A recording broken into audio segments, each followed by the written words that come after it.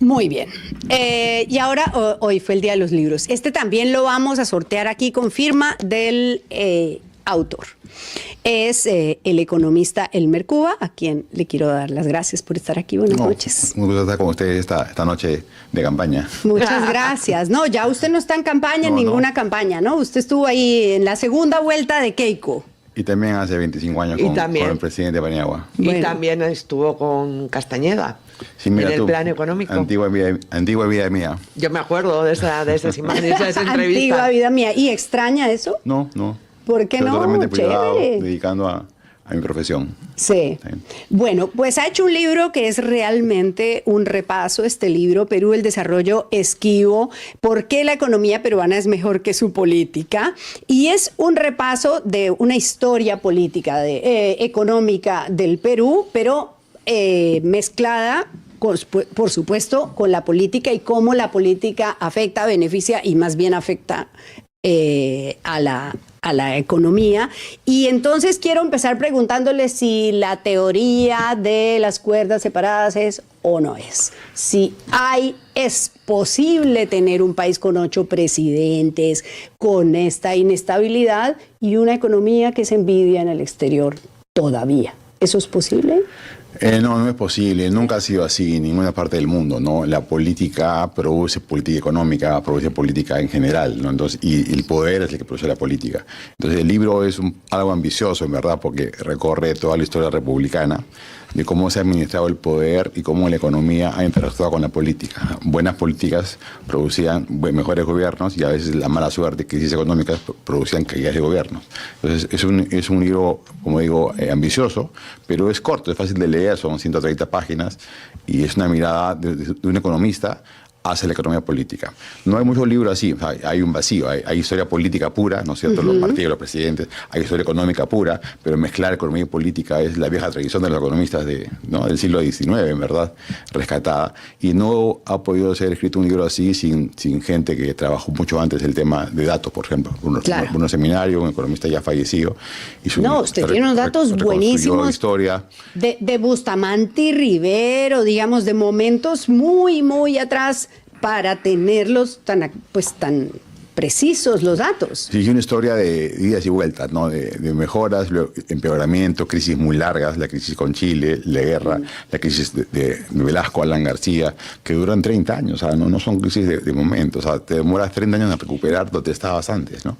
Y en general es una historia de mediocridad, de mediocridad, porque estamos donde estamos después de 200 años en relación, por ejemplo, hay una comparación con el nivel de PIB per cápita de España, naturalmente, porque con España hemos estado 300 años bajo su dominio y 200 años libres, era natural hablar con España, con Chile, que es un vecino de toda la vida, y con Estados Unidos, pues que es la economía más poderosa del planeta. Entonces, hemos visto cómo nos hemos desarrollado versus ellos en 200 años, y la triste historia es que estamos donde comenzamos. Es decir, hace 200 años, el PIB per cápita peruano era la quinta parte de Estados Unidos. Hemos mejorado, empeorado y hoy, el año pasado, seguimos siendo la quinta parte de Estados Unidos, ¿no? Un peruano en promedio gana un quinto de un norteamericano promedio. Con España es similar, ¿no? Comenzamos hace 200 años, nos fue mejor, España empeoró mucho con la época de Franco. En la época de Franco el PIB per cápita español era idéntico al peruano, por ejemplo. Es un descubrimiento. ¿Era cómo? Igual que el peruano. ¿En serio? Sí, tenían el mismo nivel de ingreso per cápita en los 30, ¿no? Y luego España vuela y Perú se queda estancado y hoy día el PIB per cápita peruano es apenas un tercio del PIB per cápita español, ¿no? Y con Chile algo similar, ¿no? Hoy día el PIB per cápita peruano es 55% de un PIB per cápita chileno. Lo mismo que teníamos hace 200 años. Entonces es para reflexionar un poco qué hemos hecho mal, ¿no?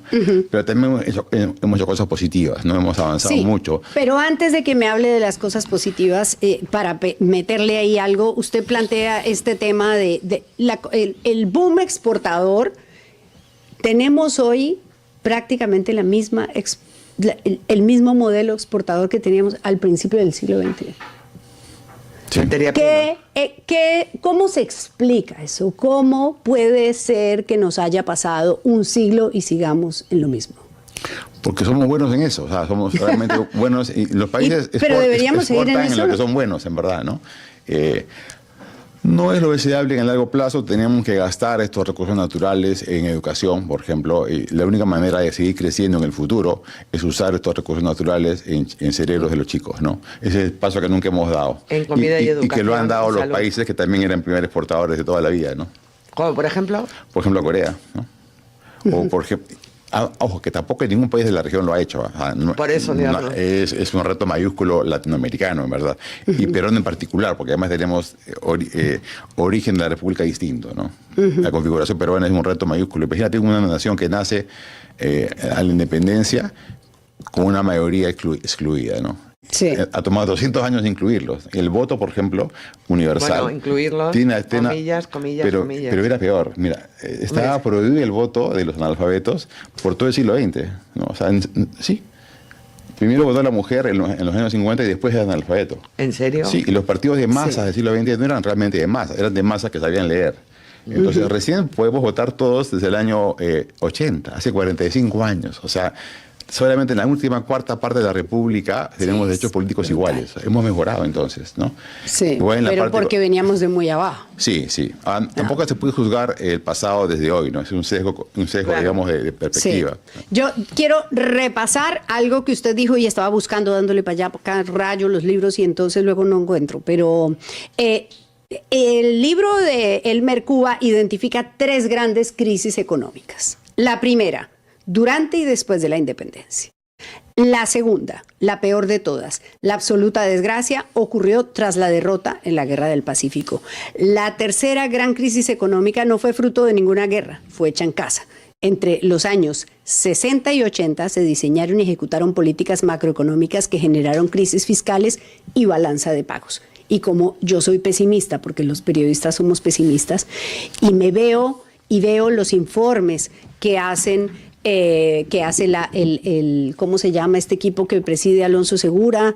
El Consejo Fiscal, y que dice, ojo, que estamos rompiendo la regla, que estamos haciendo. Dígame si es posible que estemos camino de una cuarta de estas. No, eso es muy lejano todavía. Ya, pero no está haciendo el Congreso cosas horribles que nos puede llevar a una cosa así. Horrible, pero el punto de partida de Perú es poderoso.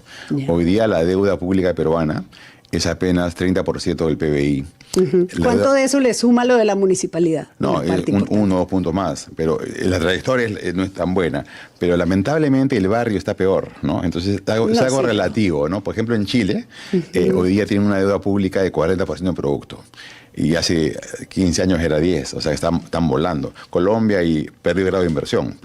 Colombia y Perú hace 20 años eran muy parecidos en lo fiscal, y Colombia tuvo un desajuste y hoy día tiene una deuda pública de 60% del producto. Perú tiene 30%, o sea, el doble de endeudamiento. Igual México, no hablemos de Brasil. Entonces, el barrio como que se comporta mal y Perú destaca en eso, ¿no? Entonces, eso se puede perder también, sin duda, pero la crisis que tú haces referencia de los 70s y 80s fue el intento de romper esa maldición de las materias primas. Fue un primer intento serio de que el Perú fallido. Se industrialice, y fracasamos. ¿Por qué? Porque ese mecanismo vino acompañado de una dependencia del dólar, ¿no? Porque como no puedes producir, tienes que importar los insumos para hacer automóviles. Entonces, ¿dónde consigues dólares para traer los insumos para producir automóviles? Tienes que importar de las materias primas. Entonces, entramos en un círculo vicioso, y además acompañado con pésimas políticas fiscales. Y esos ajustes que vemos hoy en Argentina, por ejemplo, con Milei, o en Bolivia, que vamos a ver pronto, eso era Perú en los 70s y 80s, un país que no podía pagar la deuda. Entonces estábamos en trompo. Y esa es la peor de todas, porque lo hicimos en casa. Nadie nos dijo que hagamos eso, en verdad. Sí, aquí hay un Santiago Soberón, una pregunta que dice: ¿en qué momentos de nuestra historia dejamos pasar grandes oportunidades? Sistemáticamente, casi siempre. Ay, no. No, porque es que si no hubiera sido así, no estaríamos hablando de un país en desarrollo, ¿no? Ya, para hablar de coyuntura, hace 10 años que perdimos el paso. O sea, hace 10 años que Perú crece apenas 2,5%, 3%. Sí. Y eso nos parece fantástico, ¿no? No, pero habíamos triplicado la economía, dice usted en el libro. Yo me acuerdo sí. Alan García con la matraca. Pero nos parece fantástico, con 3% hubo una envidia en la región, y crecemos, las empresas tienen utilidades, pero mira, 3% es menos que el mundo. El desarrollo económico siempre es relativo, ¿no? Nunca es absoluto. Un obrero de hoy día vive mejor que un rey de hace 100 años. Un obrero de hoy día tiene agua caliente, tiene antibióticos. Un rey de hace 100 años se moría. Entonces, siempre es algo relativo. Entonces, el mundo, el planeta Tierra, está creciendo en promedio en los últimos 10 años 3,2% y Perú menos. O sea que nos estamos subdesarrollando hace 10 años. Y el causante de eso es la crisis política. No hay ningún otro factor que se haya movido, que sea explicativo de esto. No son los precios del cobre, no es el clima, no es una recesión internacional, no es la tasa de interés. ¿Cómo afecta? ¿Cómo afecta la crisis política en el día a día? Muy directo. Mira, si tú has tenido 8 presidentes en 10 años, 4 de ellos nombrados por el Congreso, nadie los eligió directamente. Estás rompiendo un sistema presidencialista a un híbrido cuasi parlamentarista, con cambios continuos de las cabezas. Has descabezado la burocracia peruana. Si ha habido 8 presidentes, imagínate cuántos ministros ha habido. Y cuántos viceministros, y cuántos directores nacionales. Entonces, y el entrante nunca entró porque los adaros lo bajó Alan García hace 15 años. Entonces, el Estado peruano ha sido destrozado. La productividad de la economía está trastabillando. Y por eso crecemos apenas 3, no crecemos el 6. O sea, la crisis política tiene un costo, que es 3% del producto. Hace 10 años. Si no imagínate ahora, si con todos estos problemas que acabamos de enumerar, Perú crece, imagínate, ¿no? O sea, ¿qué puede ser peor que cambiar presidentes?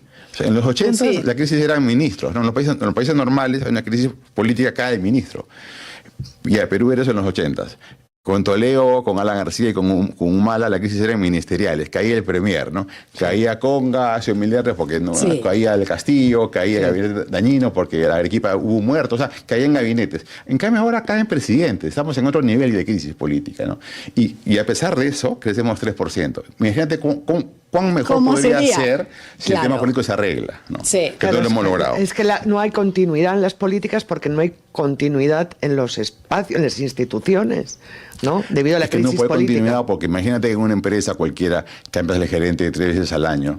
¿Qué éxito podría haber? Bueno. En economía ha habido en estos 10 años 17 ministros de economía. O sea, cada ministro duró en promedio 7 meses. Eso está en el libro, en el gobierno de Alan García, pero en el resto también. No te hablo del ministro del Interior, ¿eh? El ministro del Interior no. Cambia con la estación. Dura 3 meses en promedio. Es de locos, ¿no? Es de locos. Sí.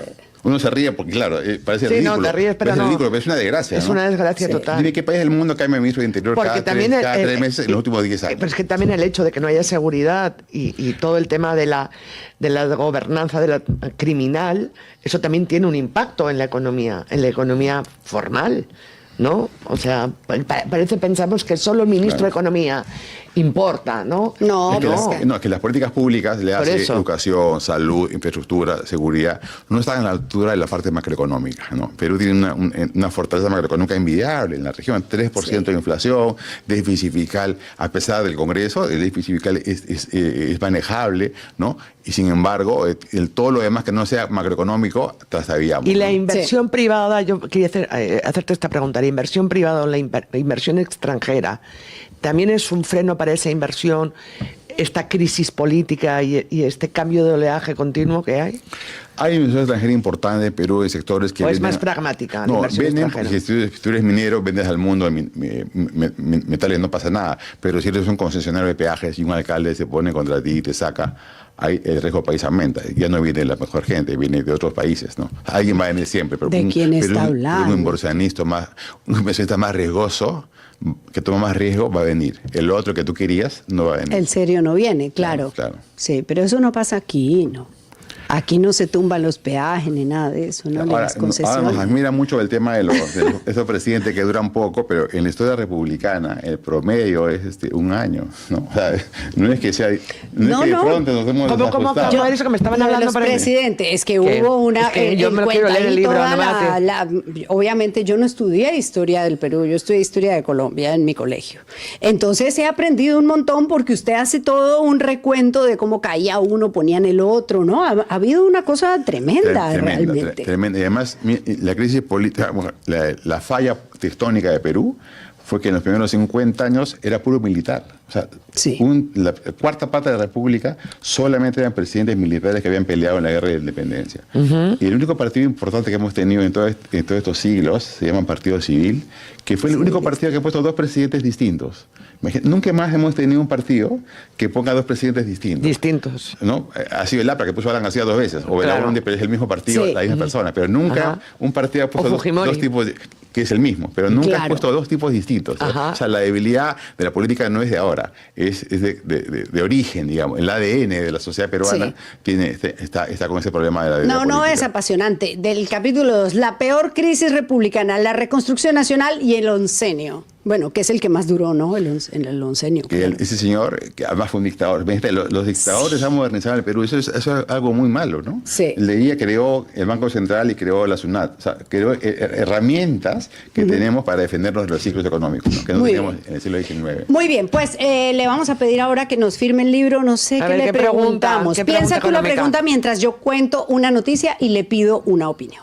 Bueno, pues aquí vamos a hablar de un cabeceo. Ustedes saben qué significa cabecear, ¿cierto? Yo lo aprendí porque eso es peruano. Un cabeceo a los bancos y a las pequeñas empresas. Resulta que el gobierno sacó en el 2022 un decreto supremo, ya no sé el detalle de la norma, que se llama el bono de buen pagador del programa Impulsa Mi Perú. Eso que establecía que si los empresarios pagaban cumplido sus obligaciones en el banco, con este bono les cubrían el 15% de la deuda. Y los bancos sabían que el gobierno, el MEF, a través del MEF, les daba su 15% de la deuda y era para estimular a las MIPES y todo eso. ¿Qué ha pasado? Lo que ha pasado es que los han cabeceado, porque tenían que pagar 284 millones de soles hasta el 2024. ¿Y cuánto han pagado? 51 millones de soles. ¿Por qué? Porque, el Ministerio de Economía no está cumpliendo con esa deuda. ¿Quiénes pierden? Los empresarios, obviamente. Los pequeños empresarios que les habían dicho, te voy a dar un bono del 15%, pero también los bancos, porque los bancos han ido cumpliéndoles, han ido dándoles, perdonándoles ese 15%, confiando en que el MEF les iba a cumplir y no les han pagado. Insisto en la cifra, eran 284 millones y han pagado 51. No somos de la iglesia de APP, pero sabemos sumar y restar, y 284 menos 51 es 233, ¿cierto? O sea que les han tumbado, como decimos en mi pueblo, esa plata ¿a quiénes? A las MIPES y a los bancos. ¿Usted sabe esa historia? ¿La conoce? Es lamentable. Y es parte de lo que estamos hablando. Es la crisis de la burocracia, fruto de la crisis política. La crisis política ha tenido un costo. Se ha debilitado la burocracia y hoy día tenemos este problema que además afecta a 20.000 empresas, microempresas formales. O sea, imagínate que ni siquiera somos capaces de ayudar a los formales, ¿no? Con esta garantía de un crédito, y no se ha presupuestado de parte del MEF para el Ministerio de la Producción para que puedan enfrentar esos pagos, ¿no? Entonces, el que debería ayudarte más bien te traiciona y te hace quebrar. Y te afecta al banco y tu registro de buen pagador, ¿no? Es insólito que pueda haber ocurrido algo así, pero no es la primera vez. Hay casos, por ejemplo, en el MIDIS, donde se fondean a la gente para que dé los programas de desayuno escolar, por ejemplo, que no les pagan tampoco. Entonces el pobre tipo tiene que endeudarse, nunca llegan los pagos y quiebras al que tú querías ayudar, ¿no es cierto? Es insólito que pueda estar pasando esto. Yo llamo aquí al MEF, es poco dinero, en verdad, para las cuotas fiscales. No se va a mover nada la aguja. Es imperceptible, pero es importante para la salud financiera de 20.000 empresas formales que han creído en Produce, ¿no? Claro, que además hace un daño horrible, ¿a qué? A la confianza. Porque si yo soy un empresario y el Estado me dice, tienes un bono y te lo voy a pagar, o si yo soy un banco y dice, yo a esta señora le voy a prestar y le voy a dar, y este 15% me lo va a cumplir el gobierno a través de Produce, y el MEF banco mismo no va a creer la próxima vez, ¿no? Oye, te presto, pero te voy a prestar una prima de riesgo mayor porque puede que el Estado no me pague cuando debería, ¿no? Entonces ya la fe en el sistema, la palabra crédito viene de eso, de creer, ¿no? Y has roto el crédito, ¿no? Ya no tienes crédito, ¿no? Crédito, claro. Las microfinancieras se han visto muy afectadas porque están cumpliendo, empezaron a cumplir y se dieron cuenta de que no les van a pagar, y eso está muy difícil. ¿Y por qué hace eso? Es un tratamiento, mira, además acá hay un tema también A ver, ¿cómo decirlo? Si fuese un bono soberano, lo pagas al día. Por eso, No, pues. pero Pero claro. si tienes una deuda con una MIPE, no le pagas al día. Una asimetría terrible, que es parte de las políticas que no son progresivas, ¿no? Sí. No son progresistas tampoco.